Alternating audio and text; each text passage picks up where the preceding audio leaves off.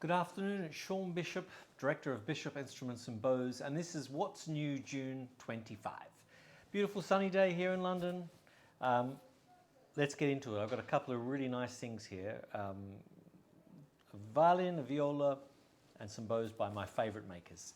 One of my most favourite makers, violin, here we have is Gaetano Sgarabotto, the famous maker. I think he's regarded as being from Parma. I think he was born in Venice. Went to Milan in the 1890s, worked for Bizziac, Leandro Bizziac family, and the Antoniazzi family, which is quite rare for makers. Often they came from one camp and stuck with it. And you don't really get them mixed up that often in terms of what they do. And we've certainly seen some Bizziac instruments made by Sgarabotto. I've not seen any Antoniazzi's made by Sgarabotto, but it's possible because he was the master of disguise. There's 2 books out on Sgarabotto. I think a third is being done. And particularly the latest book, which is the most fantastic book, it shows loads of his copies. This is not a copy. This is in the style of, I think, possibly Grancino. It's hard to tell. It's got me stumped a little bit, but it's a very nice violin. So it looks old, but it doesn't look old, because when you see some Sgarabottos, he goes over the top. You know, he's trying to make a real copy, and we're lucky to have 3 violins of his and a viola. One of the violins is labelled Carlo Guadagnini, who made guitars, didn't really make any violins as far as I'm aware of, and that violin has got marks on it.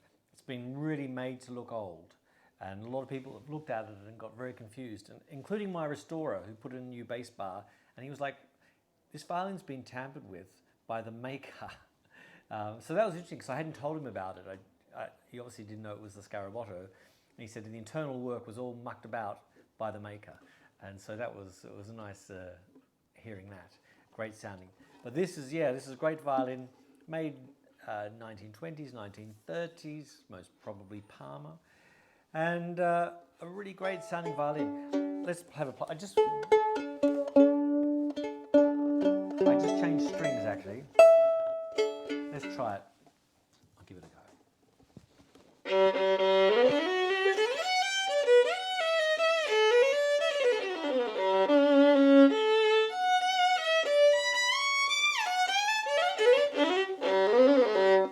Big sound, nice big G.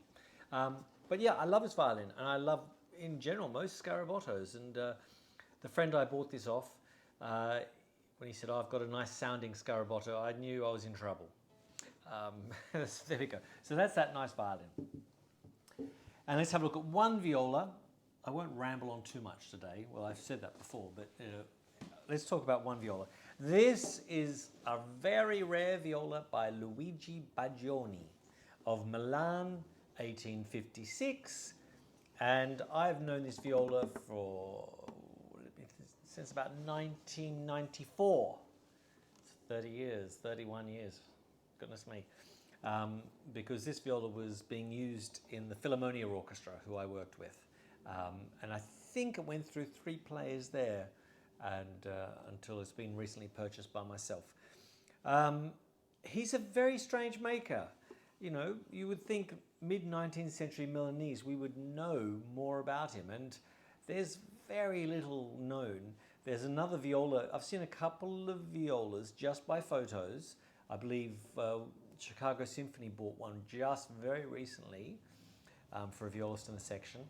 I sold a cello about 15 years ago, and if you type cello by Bajoni, you'll see that on the internet crop up. And then this one, the scrolls are always very similar. So if you look on the website, you see the photos. They're a funny scroll, very open, big sort of ears. It sort of reminds me of an elephant. I don't know why I think that, but that's every time I see them, I think, oh yeah, there's that distinctive scroll. So that's what I look for. Strange sort of Brescian model. It's a weird mix. Who knows what he was thinking of? But it's very pretty, very pretty. And if you go looking for Bajoni, I think there's a violin lurking around that is clearly not correct in another shop. But this is the real McCoy. And it's actually going to be featured in a book that Jason Price, owner-director, founder of Trevizio Auction House, is writing on the Milanese makers. And he was very excited when he saw that I had this, particularly as they had it down in the archives as a violin. I saw black and white photos like, hey, it's a viola. So yeah, 41 centimeters, sounds fantastic. I'm sort of tempted to keep it myself, who knows?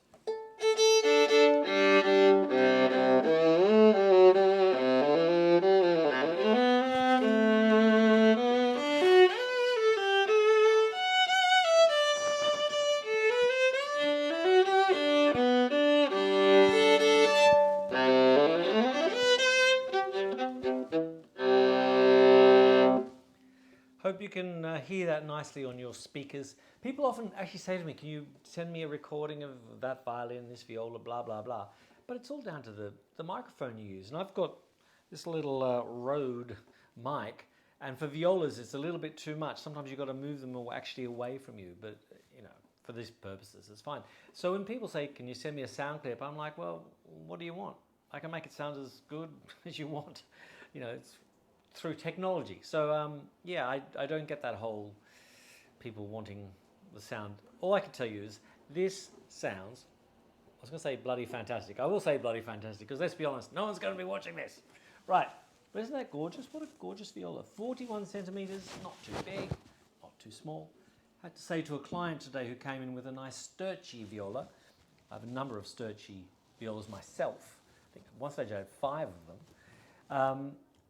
But the viola was 42 centimeters. Nobody wants 42 centimeter violas anymore. It's, well, you know, of course there are people out there that say, I do, but it's a very small minority. And I certainly think twice before buying anything that's 42 centimeters, unless it's calling me. And it's an incredibly cheap price that I know that if I hold on to it for 5 years, eventually it will sell. Right, so that's the Bajoni viola, the Sgarabotto violin. Let's talk quick about some bows that I've got. I picked up a very nice Richaume. So Richaume was one of the great makers of the 20th century, died I think in 1960, so similar to Sartori in that regard. Well, Sartori died in the 40s, yeah. I should really look these up. He was the nephew of Victor Fatigue, so he trained with Fatigue, and his bows have, they're in more demand than Fatigue, and they're more expensive. So particularly for today's player, because they're quite a strong, sturdy bow, and this is no exception. And one thing I know about Richaume, well, the reason I like this maker is because my first French bow, viola bow myself that I bought was an Richaume, and I bought it in Australia in 1989, 1990, maybe it was 1990, yes, in Queensland, from Rod Smith, grandson of A.E. Smith, the famous Australian maker. And I bought it off Rod for 7,000 Australian dollars, which was a lot of money at the time. And he told me I wouldn't regret it. He was correct. One of the only times he's been correct, I might add. He did his famous catchphrase was, if you want the Smith sound without the Smith price, get a Rod Smith. But Arthur Edward Smith, I don't think he told his family members the secrets behind his making, which I don't think there are that many secrets in this world, quite frankly. It's all workmanship and good wood. And Smith had that. But anyway, that's a bit of a ramble in itself. Richaume, great maker, and I have to say it again, cheaper than a Sartori, significantly cheaper. It's a 25% cheaper price than a Sartori. Okay, the other bow, I was just looking, I just pulled it out of my box because my box of expensive bows seems I've bought too many, and I have to make way for one of the bows. This is a bow by Émile François Ouchard, the father of the famous Ouchard, which is Émile Auguste Ouchard, and he was the grandfather of Bernard Ouchard. That's right, that's correct. Bernard Ouchard. This is a really nice one. It's got, it's chased, I think we call it, engraved. So it's engraved, it's on the heavier side. I think it's 62 or 63, very very strong, but very nice bow. And I think, you know, you can do a lot worse than get an EF Ouchard. If you get a good example, they're really good value still. And I think they're slightly ahead of Morozzo. Maybe they're slightly the equal of Morozzo Père, Morozzo Father. But a good one, a good EF Ouchard, I think is a very nice French bow. The final bow that I'm bringing up to show was the viola bow I just played on, purely because I needed a viola bow to play on that. And I have here a viola bow by Gary Leahy, the Irish maker, winner of countless gold medals at competitions, trained with Noel Burke. The bow is very different to a Noel Burke. It's quite obvious when you see this bow. It's his own style, but very beautiful workmanship. Always good to have a bow by Gary in the shop. He's supposed to be making me a gold quartet, so if he watches this, get started. Yeah, but very nice bow. Anyway, that's it for the moment. The Bajoni is on the website. The Sgarabotto, I think, is on the website, and the bows are on the website, or they will be soon. Anyway, enjoy June, and we'll see you for July. Bye-bye.